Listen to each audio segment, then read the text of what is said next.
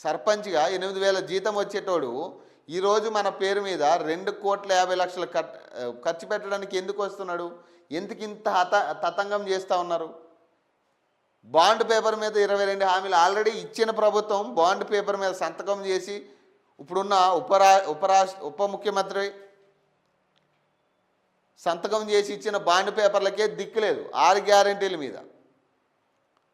ఇప్పుడు సర్పంచ్ ఇప్పుడు తయారయ్యారు వీళ్ళగా. ఇట్లాంటి వాళ్ళని అసలు నమ్మొద్దు. ఎందుకంటే వాడు మన మీద ఖర్చు పెట్టే ప్రతి పైసాకి రెట్టింపు వసూలు చేయడానికి సిద్ధం అవ్వడానికి ఇట్లాంటి హామీలు ముందు పెడతా ఉంటారు. పల్లెపోరలో హామీలు హోరెత్తుతున్నాయి. గెలిపించండి, పథకాలు పొందండి అంటూ సర్పంచ్ అభ్యర్థులు ప్రకటిస్తున్నారు. ఇచ్చిన మాట నిలబెట్టుకోకపోతే గనక దిగిపోతానంటూ ప్రతిన బూనుతున్నారు.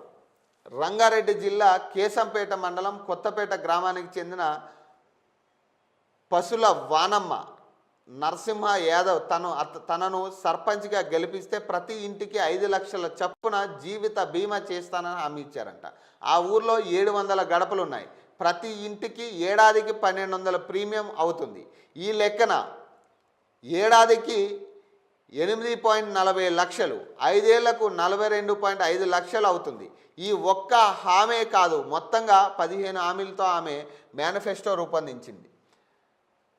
ఆడబిడ్డ పుడితే బంగారు తల్లి పథకం కింద 5,000 ఇస్తుందంట, ఫిక్స్డ్ డిపాజిట్ చేస్తుందంట. ఆడబిడ్డ పెళ్ళికి పుస్తలు మెట్టెలు చేయిస్తానంట. అబ్బాయి వివాహానికి 5,116 ఇస్తానని మాటిచ్చారంట.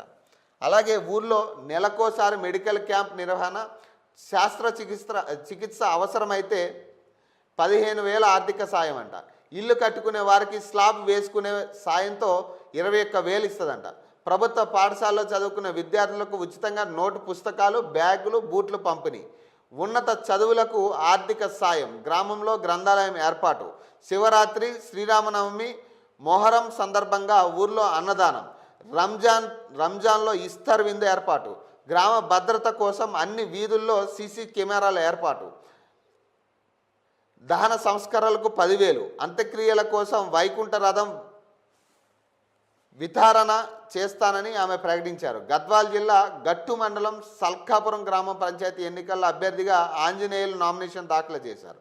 గ్రామంలో అమలు చేయనున్న 22 హామీలతో మేనిఫెస్టోను 100 రూపాయల బాండ్ పేపర్పై రాసిచ్చారు. ఈ హామీలను నెరవేర్చకపోతే పదవి నుంచి తప్పుకుంటానని ప్రకటించారు. గ్రామానికి అంబులెన్స్ సౌకర్యం,